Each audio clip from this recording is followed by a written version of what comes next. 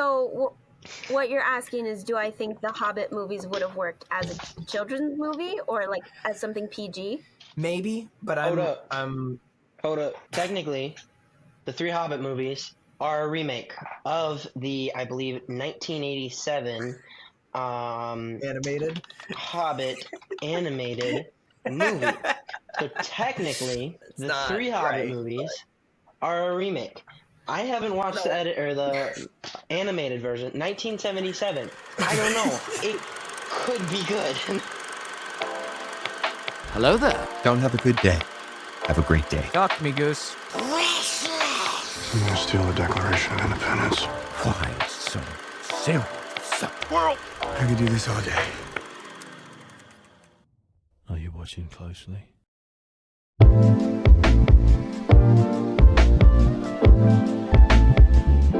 Welcome, everybody, to the One Night Film Podcast. I'm your host, Seth Mossberg, and I have two of my three siblings here today to talk about The Hobbit. But before we get there, we have very special guests. Multiple. Obviously seen Annika before. She is, again, in a costume from from The Hobbit, to flex on us. We have Luke, who has not been on probably since the Harry Potter episode, maybe? I don't know. But we also have... I believe... This is one of our kittens who was born like 3 weeks ago. Luke, would you like to introduce them? This is Kevin. Everybody say hi, Kevin. Hi, Kevin. Hi, Kevin. And then we have Evan. Everybody say hi, Evan. Hi, Evan. Hi, Evan. And then we have Devin. Yeah, Devin. Oh, they're so cute. They're so small. I just took this one off of nursing, so he's a little out of it. Drunk. He's loving it. Loving life. This is basically the Mossberg household. For most of our life, we were doing something with a kitten at some point. Whether it was school, whether it was baking, we would bake with the kittens in the box. Yeah. So we'll podcast with the kittens. That's how it works. We are talking about The Hobbit, and we've talked about The Lord of the Rings twice. So this is technically the full trilogy, not quite the same. We did two on The Lord of the Rings, one and this one on The Hobbit, because The Hobbit only needs one episode. Go figure. And I think that's something that I didn't learn until that's something I didn't learn until way later after watching The Hobbit. I actually watched The Hobbit first, and that may be a cardinal sin to some people, but I started with the first two Hobbit movies with my youth group, and then we saw the third one in theaters after we saw those two. And then I said this, I never watched through The Lord of the Rings until 6 months ago. So also Annika has become her own little, she's taken on the Hobbit lifestyle of wanting to live in a hole in the ground in New Zealand. And you also were in The Hobbit. And we kind of touched on that with The Lord of the Rings, but you were in a stage production of The Hobbit. Yes, The Hobbit as a story is just very near and dear to my heart because almost exactly a year ago we were running the show. I was in a production of the stage play adaptation of The Hobbit, written by Patricia Gray, I believe, if I remember correctly.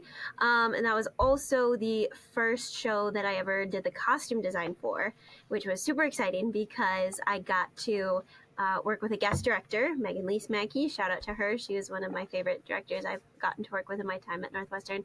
And she gave me so much creative liberty to sort of take the iconic characters that we know and love from The Hobbit and adapt them to the stage and to a live space. I also got to play Feely the dwarf, which was incredibly fun. I got to wear a mustache and man spread for 2 hours every night for 3 weekends. That was pretty great. So yeah, just as a story, it's very close to my heart. I say if I had to pick a favorite show I've been in at UNW, it would be The Hobbit, just because the cast had such an incredible camaraderie. And you often think of chemistry as being between two people in terms of a movie or a play, but I think the entire cast of that show had incredible chemistry, and it really showed through in the quality of the work that we were able to do. And yeah, I thought that I'd wear the cloak again just to one, dunk on the haters who called me Blanket Lady, and two, just because it was fun, and this was one of the fun things that I got to. I didn't make this, but I added the trim to this coat that I found, and I thought it was pretty epic. Yeah. This was a piece that Thorin and Bilbo discover in the cave after they defeat Smaug. It was pretty great. Yeah, well, the two things that I wanted to point out, first off, when you wore a mustache, you looked exactly like our dad. It was very funny to see that comparison. But two, the whole Hobbit show was in the black box, which I don't know if black box is a universal term, like everyone would understand that, but it means that the audience was on all sides. And sometimes you changed up that room to be like only on 3 sides, and this one was all 4 sides. And so you were very confined. It wasn't a lot of upstaging, and I mean it's a different way to act in its own right, and I think especially fitting all those dwarves and all those characters, all that action in that small area was very impressive, and it was very fun to watch that. Yeah, if I'm not mistaken, I think The Hobbit was the biggest cast that UNW Theater has ever had in the round in the black box, at least up until that point in time. We might have surpassed it at this point, but I'm not sure. As of a year ago, it was the largest cast we had in the black box. And the fight between the dwarves, Gandalf, Bilbo, and the goblins was the biggest fight that UNW Theater has ever had in the round. That's in the black box. And I think at first when they announced the season, they said that The Hobbit was going to be in the black box instead of on the main stage. We were a little confused. We were like, okay, but it's such an epic story. You know, it's a journey story. You usually think of those being bigger in scale. How are we going to fit it into the black box? And I think Dad even asked, well, how are you going to put all of Middle Earth into this black box, this old TV studio? And basically what we ended up saying is we're not. I mean, we can't do that. But what we're going to do is we're going to take the audience along on the journey. So because it's such an intimate space, the audience is going to feel like they're going with us. And we're going to pull elements from the different settings, and then we're going to trust that the audience's imagination is going to fill in the rest. But I think it was a really cool audience experience, at least from what the feedback I heard from people who came to see it, because it did feel like they were part of this epic journey, even as they were just sitting there watching the show. And Luke, what have you contributed to the story of The Hobbit that makes you deserve to be here? Well, I watched The Hobbit before Lord of the Rings, and I think that brings more of an appreciation for the story of The Hobbit itself, because a lot of people like to compare Lord of the Rings to Hobbit, and I don't think that's fair to The Hobbit. I think watching those first brought a different appreciation for The Hobbit than watching Lord of the Rings, because I think that both are two very good trilogies, and The Hobbit gets a lot of hate from Lord of the Rings fans because it didn't level up to what Peter Jackson had done with Lord of the Rings. But I still think in its own right, it is really, really good. And I still enjoy going and watching those 3 as separate movies, because it just brings a whole another level of depth to Bilbo and his character, rather than just the small bit that he's in Lord of the Rings. You're saying that you just like it, and therefore you have a right to be here. That's fine. That is the reason why I have most co-hosts on. You are bold in saying that it's really, really good, because I don't know that I would call it really, really good, because there are some things that look pasty and not thought through. Stop being distracted by the kittens. They're too weak to get out of the box. Obviously, people are going to admit that The Hobbit is not as good as The Lord of the Rings. That's pretty straightforward for almost any objective or subjective viewer. Well, if I can add something quick. I forget whose video I watched on it, but there's an incredibly good video essay on YouTube somewhere, and I can maybe try and find it so you can link it below. Off the top of my head, I don't remember who it was by, but it detailed essentially the production hell that the Hobbit movies had to go through, because, if I remember correctly, Peter Jackson was not originally slated to direct the movies. I don't remember at what point he came back into the process, but essentially all of the pre-production that had happened for Lord of the Rings, which is incredible, and you should go watch the behind-the-scenes videos to just grasp the scope of like the extensive storyboarding they did and all of the prep that led up to even before they started filming, was absolutely insane.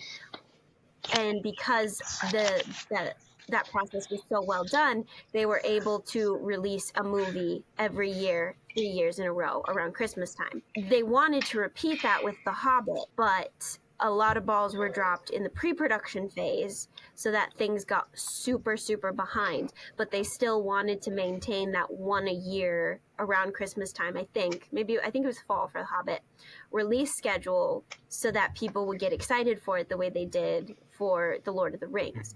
But the only way that was able to work for Lord of the Rings was because of the insanely detailed pre-production process that they went through for those movies. Because of where Hobbit was at, that was simply not possible. I think that's one of the main things, aside from the fact of obviously extending a singular children's book into a ginormous trilogy of movies, was one of the big failing points, was just on the pre-production side. They were not ready to make 3 movies of that scale that quickly. And I think that's where you see some of those dips in quality, just overall, like on a surface level, quality filmmaking that was there for Lord of the Rings wasn't there for The Hobbit, because the production was just so fraught with challenges and difficulties of all sorts. Yeah. Luke, I don't know how far you want to go defending The Hobbit, saying that The Lord of the Rings is obviously pretty much objectively and subjectively better than The Hobbit, but depending on how much do you compare The Hobbit to The Lord of the Rings? Because they tried to make it the second Lord of the Rings and it didn't really work. Yeah, so I'm going to be the first to say before people start yelling at me, I'm not saying that Lord of the Rings is as good or better than the Lord of the Rings, but I'm saying that it gets a lot of undue hate because people think that it should have been Lord of the Rings, which it's not. And I'm not saying it's as good. I'm saying that it's still good and it's not terrible like some people say. And we can really thank the Weinstein brothers for all 3 movies, because it was them who wanted to get the money from it. But I think that it's still hated on a lot unnecessarily. They did go outside the realm of the books, honestly, and that's where it was unnecessary. But if you do just focus on the parts that are in the books, then it's still a really good set of movies, personally. It is not a movie with no redeeming qualities. And I think, Lucas, you and I discovered that when we watched the edited version, which I'm not sure we're allowed to talk about.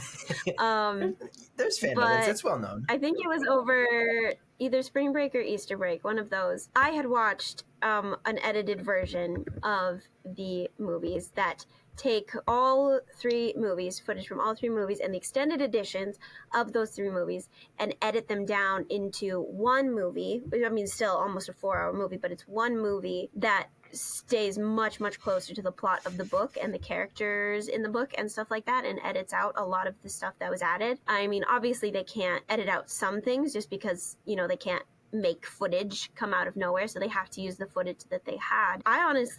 I don't think I can go back to watching the regular movies after seeing the edited version. I loved it. I thought it was beautifully done, and the editors ask that you purchase a copy of the original Peter Jackson version before you watch or stream their edited version, which we have done as a family. And so in that way, I think that it's ethical, especially in terms of like basically taking something that was and making it into something new. And I don't know, I thoroughly enjoyed the edited version. I think as a person who was a fan of the book and who enjoyed the book, it stayed much closer to the sort of ensemble adventure story that the book tells, where it focuses more on the dwarves' quest to reclaim their home. I thought there was a lot of good character moments that they pulled from the extended edition that makes you feel like you actually get to know the dwarves, and that they're not just kind of this, singular unit that just kind of does whatever Thorin does. They're very much individuals, and you get to know a lot more about them through this version. And yeah, I understand why monetarily they wanted to milk the franchise for 3 movies. And you think about how many people did go to see all 3 movies, and they got that money that they wouldn't have gotten if they had made it just one movie. So from a financial standpoint, I understand why they went that direction, but I think in doing so, they very much lost the essence of what the Hobbit story is as a story. Yeah, and I agree that the edited versions are a lot better, just because you get that they cut out a lot of the darker parts of Azog. They cut out Azog, which was good because he was kind of unnecessary. He's still in it, but he's not there as much. But I really did enjoy the edited versions a lot more because, one, you could take it and you could watch it with Lord of the Rings and it would all make sense because it'd be one story. And it makes it just a lot more enjoyable because it moves faster. It introduces you to more characters and it brings the warmth that comes with Lord of the Rings and the story without all the unnecessary bits and pieces that they took to make it into 3 whole 2.5-hour movies. Luke, I at first thought that you were going to be like kind of the antagonist of your perspective on the Hobbit movies, but you make a good point. It is a little bit unfair to compare the Hobbit to the Lord of the Rings when they're not the same. They are the same world, and yes, they tried to make it very similar in production, almost sometimes in story, but they are still good movies as is, even outside of comparing it to the books, comparing it to Lord of the Rings. They're decent. They're above average. They're enjoyable. They're not Star Wars, the sequels. I would still watch The Hobbit over the sequels. What's interesting, Luke, about you and me watching The Hobbit first before Lord of the Rings is that I believe that The Hobbit is actually a sequel to Lord of the Rings instead of a prequel. It's obviously a prequel, like in the story that it tells, but in the context of this is Bilbo writing to Frodo about his adventures in the greater story of the bookends of at the beginning of Unexpected Journey and at the end of the Battle of Five Armies. The trilogy as a whole is a sequel to kind of gives a little bit more context to Lord of the Rings. Like you watch Lord of the Rings and then you get the cameo from Elijah Wood as Frodo. And that's kind of that's acknowledging that these movies came out after Lord of the Rings. And yes, I'm not denying that the whole thing is a prequel to tell Bilbo's story. That is the point. But it has to lean on Lord of the Rings to kind of thrive in that way, I suppose. I'm not saying that I'm against edited or abridged versions of stories. Like our version of The Hobbit as a play, essentially it stays pretty accurate up until about halfway through, and then they're like, okay, we gotta wrap it up, we gotta move. And so Battle of Five Armies doesn't happen. Thorin, Fili, Kili, everyone survives. Everyone kind of lives happily ever after. I mean, they do have the dragon, they go in, they defeat the dragon. Thorin kills the dragon, not Bard. He just kind of runs in and stabs him. And then, they get their treasure and they go home. So it's one of those things where it's not like so closely held that no, you can't touch it. It has to be the same, which is especially interesting because the script that we did for Hobbit is the authorized version. Like J.R.R. Tolkien read the script that Patricia Gray adapted, and he basically said, yeah, I'm cool with this, and let her publish it as a play, even though it veered greatly from his actual story, especially towards the end. And so I think there is a way to do adaptation that suits the medium in which you are telling the story correctly. And in the medium of live theater, the Battle of the Five Armies would have been way too much, especially as you're already kind of hitting the denouement part of the story. So Patricia was very smart in basically just wrapping it up quick and letting everyone go home with a happy ending, and sort of keeping that more childlike children's story tone from the books, even though she was changing the story of it. I think what also happened with the Hobbit movies is they didn't make that choice earlier on. And then it kind of resulted in a ripple effect of not really having a super clear direction or vision for what they wanted the story to be. And that's where we got a lot of like inconsistencies or just weirdness with added not timelines. It's not a multiverse. Storylines, that's the word, was just because the production was not clear on the medium and the tone in which the story was going to be told. Going back to Seth, your point before is that they brought Elijah Wood, Ian McKellen, Sir Ian Holm, may he rest in peace, back for these to reprise the roles that they had, 17 years before? And to me, that brings a warmth to my heart to see that them going back and bringing these roles back. And I think Martin Freeman did an amazing job playing a young Bilbo, and then to see at the beginning and the end Sir Ian Holm play Bilbo again, because now to me they're both Bilbo, and they play the character so well, and that's where I think The Hobbit did well, is being like Lord of the Rings, is the beginning and the end of being in the Shire, being in Hobbiton, of that warmth of being home, and that's where I think The Hobbit gets a lot of undue hate, is because it starts and ends so well.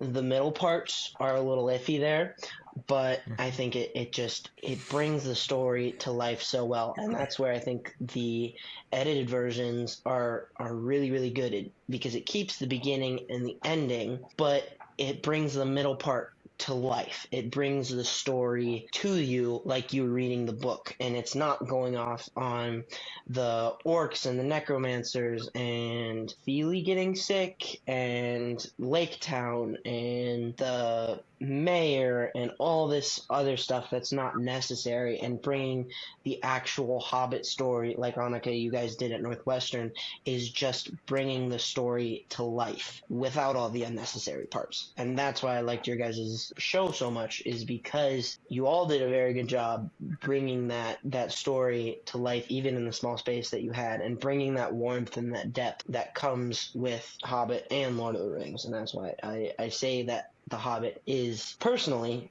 really good. I think everyone will say and admit that The Hobbit did not need to be 3 movies. Initially, it was going to be 2 movies, which I still think is long, but maybe they added a little bit of extra character development that wasn't in the books that still didn't stray as far as the trilogies that we got were. I heard one analyzer say The Hobbit already feels like the extended edition because there's so much extra stuff that seems unnecessary. Like with the extended editions, it makes sense that they've added stuff that wasn't core to the story, or they've technically had the extended edition, and then for the theatrical version they cut the unnecessary parts out that you could live without. That's a lot of The Hobbit, and that's been proven by those fan edits, being able to cut out massive chunks of the story, pretty much 6 hours of content if they got it down to like a normal movie length. The regular theatrical version already feels like the extended edition, and they didn't need to. I wonder what type of Hobbit movies we would have gotten if Guillermo del Toro had made them, which would have just been 2 of them.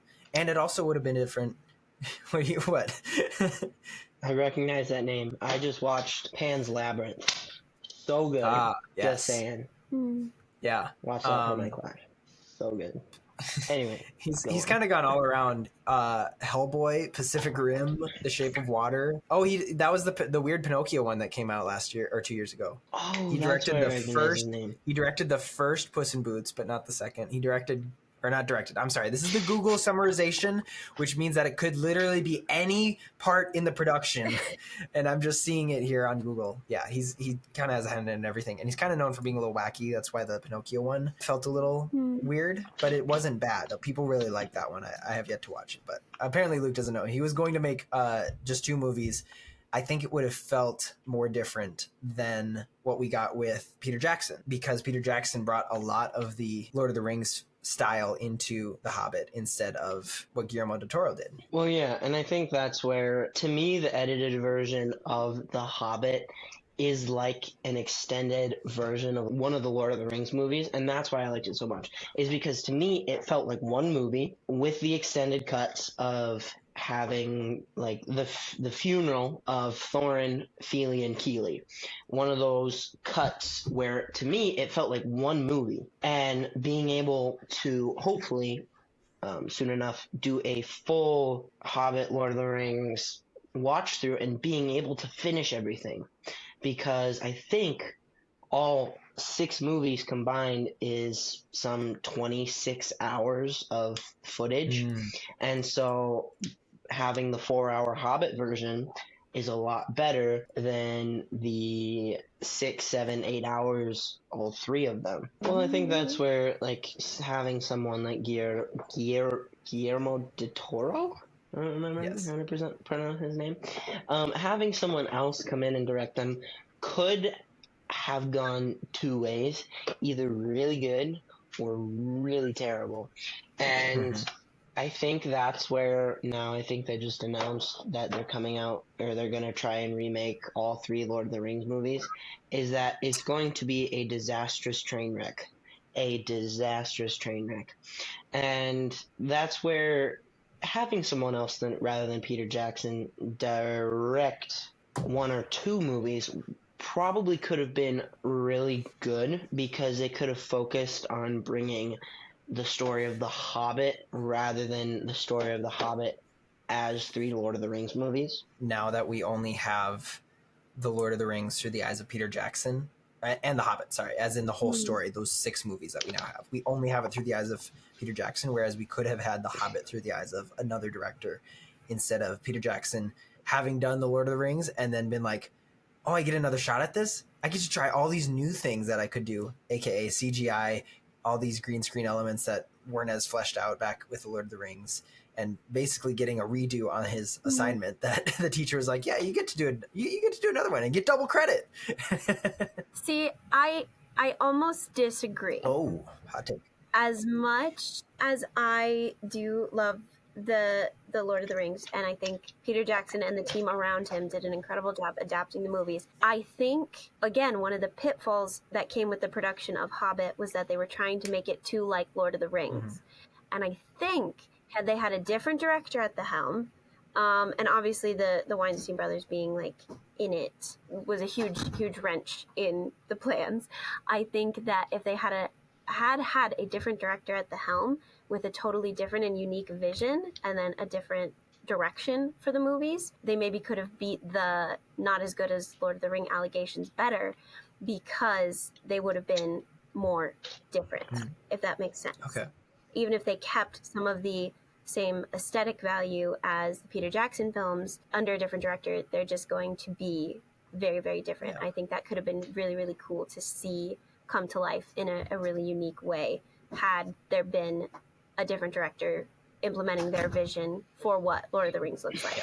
I think it would be cool to see the Lord of the Rings under a different director. And maybe you could say, I don't even know who directed Rings of Power, say, well, look how that went.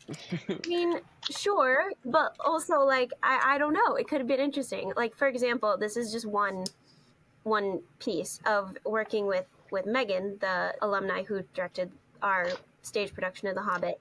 She, when talking with her, she cast an actor who was 6'3" to play Thorin Oakenshield. And I said, that's awesome, Megan, but what am I supposed to do now? Because we can't make him look like a dwarf. No matter how hard we try, he will not look like a dwarf. And so she said, here's what I want you to focus on. She said, I want you to focus on how the different people groups, mainly the hobbits, the dwarves, Gandalf, the elves, and the trolls, are different from each other. And I want you to come up with a different aesthetic for each of these people groups.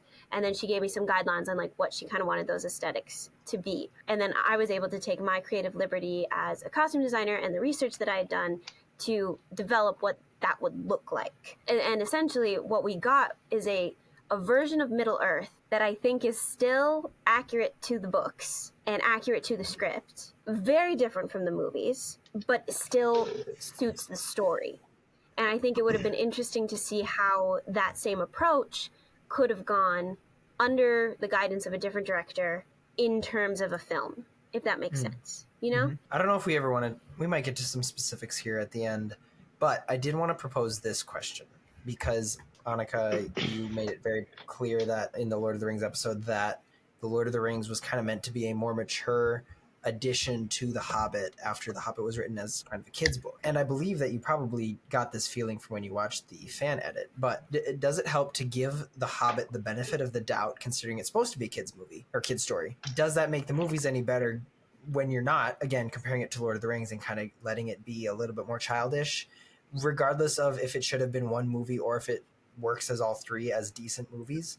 If you lower the bar of just kids movie, which is weird now that I'm thinking about it, because a lot of kids movies have a lot of things that adults can get out of them, and as long as it's not Cocomelon or Bluey, those are still great. Even people full-grown adults will watch Bluey by themselves because Bluey is so Hey, Bluey is great. My roommates love Bluey, and I'm on the Bluey train. Yes. Don't knock it I'm down. not knocking fox. He's a dog. She's a dog. I think he's a little blue fox. So what you're asking is, do I think the Hobbit movies would have worked as a children's movie or like as something PG?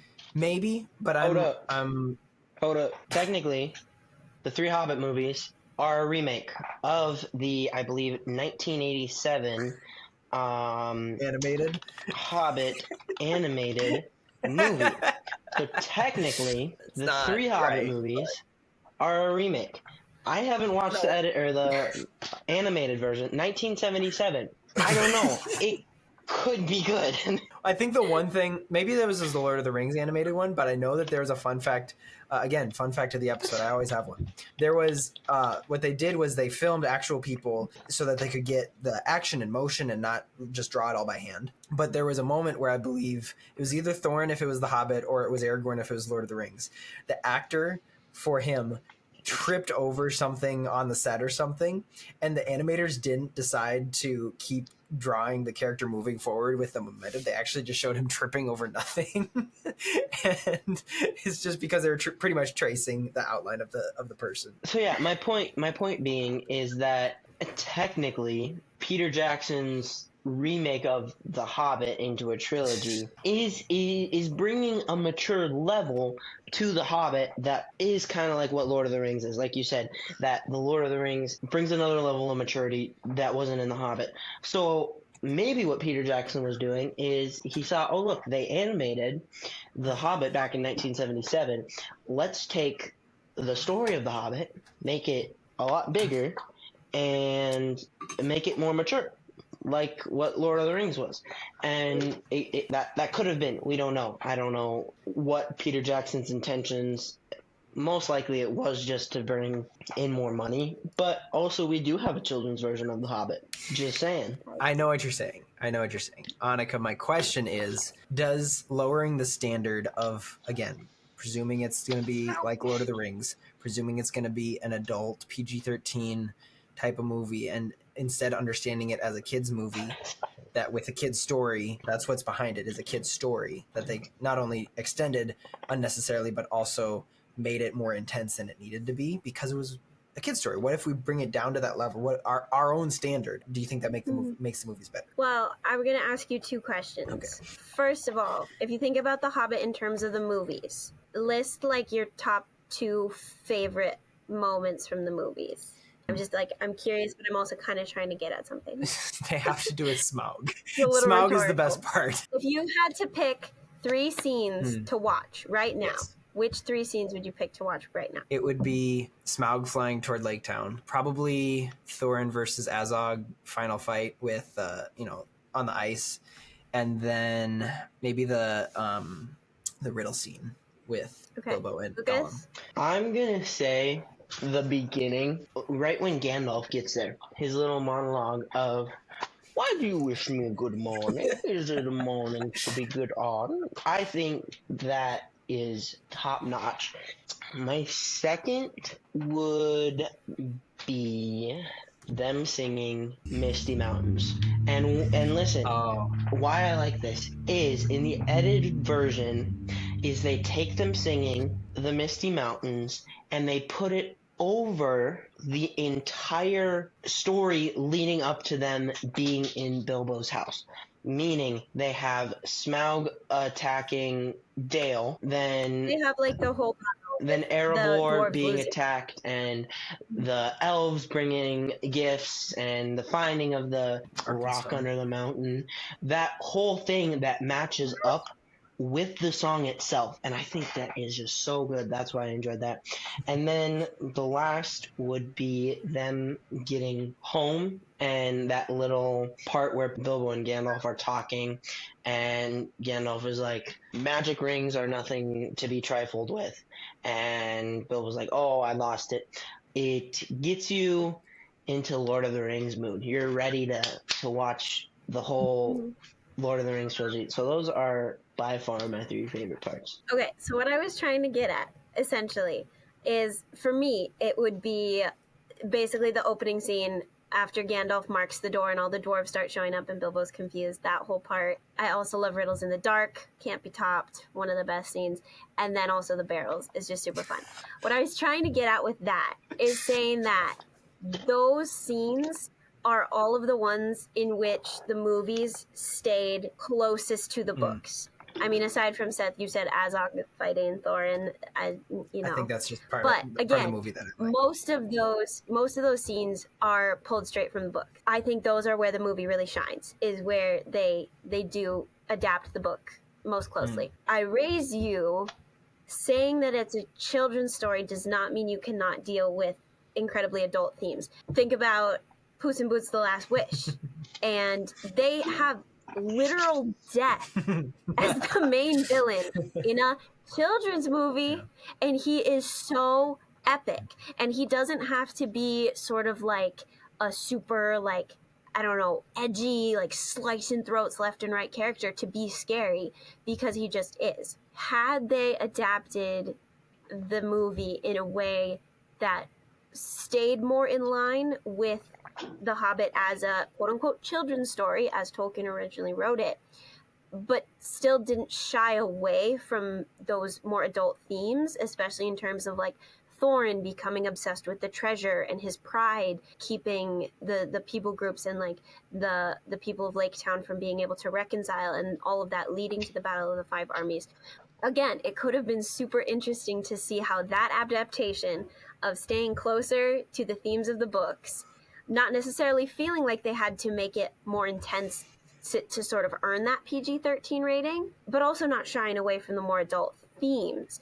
I think that would be the version of The Hobbit that I would be more inclined to rewatch more consistently. And I think the edited version gets you closer to that, which I think is awesome, but having that goal from the outset, I think could have made for an incredibly interesting film that also, I think, I mean, our parents were more strict about not letting us watch PG-13 movies until we were actually old enough to handle them. And that was different for all of us, which I think was a very wise decision they made in their parenting style. But imagine a Hobbit story that is more geared toward children, so that parents who love Lord of the Rings can show their children this as an introduction to the world of Tolkien without some of the heaviness of the Lord of the Rings films. And some people might be like, oh, the Lord of the Rings aren't even that bad as far as like gore or language. And I agree. But I still wouldn't want my 10-year-old necessarily to be watching them. But if there was a movie that was high quality and funny and reflective of good literature, I'm almost thinking more of the style of the Chronicles of Narnia, that you could introduce your children to the incredible world of Tolkien through, that's a movie that I would have on repeat. I don't know about you, but that's my take. For sure. I think it's interesting how ratings work. I want to do a whole episode on how the rating system is broken, because the producers feel like The Hobbit, even if it's a PG or even a G story from the books, that it needs to be PG-13 to sell. And maybe like there's certain stories that are just pushed to be R because it'll sell better, because it tells you how intense it is. And so yes, the push to make it PG-13 and make it a little bit more crazy with content, again, adding stuff that probably didn't need to be in there, probably wasn't the right move, not only just out of a purist standpoint, but yeah, out of a maybe this is the introduction, like The Hobbit is kind of supposed to be as a book form for those younger children and possibly those parents who want to have a little bit mellowed down version of the Tolkien world that's not full of love stories between an elf and a dwarf and some pretty intense stuff. Like, actually, I remember when I was a young lad, the Fili and Keely dying and Thorin's final fight, even though I said it was kind of cool and one of my favorites, it was intense. Like, it was still a little bit up there and iffy, but at that age. But that probably wouldn't have happened in a PG movie, I don't think. Has anybody watched the animated version? I have not. I have not. Because I think I'll probably do that after this, but maybe that is like the Chronicles of Narnia. Maybe that's the way you can introduce your kids to The Hobbit.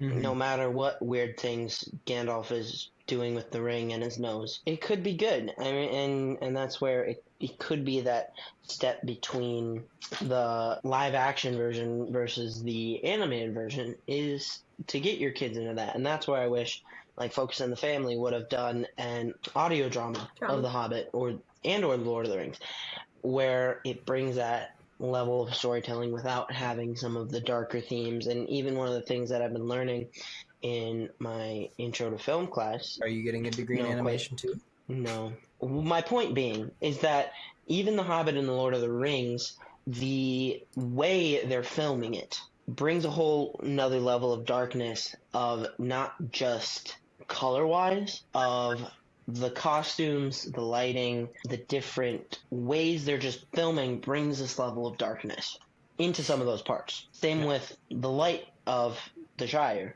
It's this bright, vibrant colors rather than when they're in the goblin tunnels where it's dark grays, blacks, brown, all this. Just the two levels that I think also can be adverse showing it to children. One thing that you'd said earlier about still getting life lessons out of stories, I think Gandalf is that character, the in-world character to do that. He both brings very serious tones and moments in the story, brings it up by making it a learning moment, or he brings a goofy moment, a fun moment, and brings it down to make it a little bit more serious. It's like at the end where he's giving Bilbo a little teaching lesson of like, mysterious rings are no fun, or something like that. Or at the very beginning when he's like, what do you mean? Do you mean to wish me a good morning, or do you mean that it is a good morning whether I want it or not? Or perhaps you mean to say that you feel good on this particular morning? Or are you simply stating that this is a morning to be good on? he always takes things a little bit seriously, and that's his point. That's the point of the character, and I still like Ian McKellen as playing him. He's the in-world character to make it a learning moment, a learning lesson to make sure you get something out of every scenario that you go through. I was gonna ask what some of the best parts of the movie are, but you kind of already asked us that personally, Annika. But what themes are prominent? What actual things did you get out of it more than just cool moments? You mentioned the difference in how the dwarves act and how they're kind of just a blob of people that don't really have individual characters. You kind of have Balin at the beginning, and then you have Feely because he's in a love relationship. But outside of that, they're just kind of, they just are dwarves, and they're the posse, the group of people. I don't know. I don't think that has to connect to a theme, but I'm just saying things like that maybe were done better in the movie and the show, where each of the hobbits have their own little arc, not necessarily that they grow and learn from, but that you can still follow the dwarves in their own thing. Yeah, I think if I had to pick one word to describe the theme of The Hobbit to me is I do think it's a story about home. And I think there's certain points in the movie where it really hones in on that, and I think those are really beautiful moments where we start with Bilbo in his home, which is his ideal place. You know, he doesn't want to leave. It's just as he is. It's perfect for him. And then the dwarves come in and they disrupt his home, and he is trying to get them out. He doesn't want them there, but then he gets whisked away on this quest because he's going to help them reclaim their home. And then when they do get to their home, they have to figure out how to get Smaug out of there. Which also, I'm sorry if it's Smaug. We were told to say Smaug for the show, and now it's like stuck, and I actually don't know which is technically correct anymore. But yeah, so it's probably Smaug. I think we were wrong when we said it was Smaug, because that just sounds like polluted air. Anyway, it's a story about home, and then when Thorin gets there, it's not enough because the greed overtakes him, and he's not able to appreciate that they are home in that way. But then when things, you know, sort of end up turning out for the better, they are able to reclaim their home eventually, and then Bilbo gets to go home for a little while. It's pronounced smog, like smog in smoky smog. The name Smaug came from the men/hobbits, and the name Sauron is Quenya. Completely different language rules. Using Sauron's pronunciation as a basis for smog is wrong. So it's a very nerdy answer. The Sauron language, Quenya, says it's Smaug, and the men and hobbits' original name, like the way they named dragon, was Smaug. So, nerd point. When Bilbo is about to leave the company after they're fighting the rock monsters, something about him not being fit for this. And then after the goblin tunnels, he comes back after Thorin says that he's left them because he's too much of a wimp. Is he comes back and he's like, yeah, I don't belong here. Yeah, I'd rather be home in my bed, eating 8 meals a day, hanging out with my friends, smoking pipe weed. But you guys don't have that. And he's saying that he's willing to go on this journey, that he's willing to risk what it takes in order to get them back to Erebor and to get them home, because he has that and he's been enjoying that, as Gandalf says, for far too long, to get out of his comfort zone and to help them get back home. And I think that's one of my other favorite parts, is when he pops out from behind the tree, confronting them pretty much, and kind of proving them wrong, that he's more than just a soft little hobbit, that he's ready to kick some dragon butt and get them back home. And I think that's just a really, really powerful message. Yeah, Annika's point about the whole thing is about home makes a lot of sense. And then tying it in with Luke's, he is so comfortable with where he is. Like, that's the whole first movie's journey, the unexpected one, if you will. Sorry, that was bad. Making him get out of his comfort zone and just be a little bit of a nomad and live with these dwarves and make their purpose his purpose. But he kind of makes his purpose their purpose, so that he's pushing himself to be like, you know what, I'm making myself a part of their group so that they can have what I'm wanting right now. Like, they only know what they want through memories and through kind of even past generation. It wasn't that long ago, but he knows that they could have the peaceful life that he has, in a way, and he is one of the only ways that they can achieve that goal, I suppose. I think from what Bilbo said when he's talking to Gandalf, when Gandalf is giving him the side eye when they're about to enter the forest, I believe, and Bilbo's like, I found something in the goblin tunnels. He zooms in on Gandalf, and he's like, what did you find? I love your Gandalf impression. And he's like, my courage. And he puts the ring back, which obviously he was trying not to tell Gandalf that he had found, like, the most valuable ring ever known to mankind. But he's also telling the truth in a way. He did find his courage against Gollum and against all the goblins. And I think that shows throughout the rest of the movie, him having the courage to take the Arkenstone from Thorin. That was Thorin's right to being king. Like he took that. The courage it took to leave these guys that he had spent months with, building friendships, going through all this hardship, to take that and to leave and to give it to Thorin's most hated enemy. Well, not most hated, but one of the people Thorin hates the most, took courage. And at the end, it all worked itself out. But I think that was one of my favorite parts, is seeing Bilbo go from this hobbit who was timid to leave Hobbiton to going all the way across the world, pretty much, to them to help the dwarves. And that took courage. How many of us could just leave our lives when a random dude walks up to the door and says, you gotta go. You gotta walk across the country to do this, and have people attempting to kill you. How many of us could do that?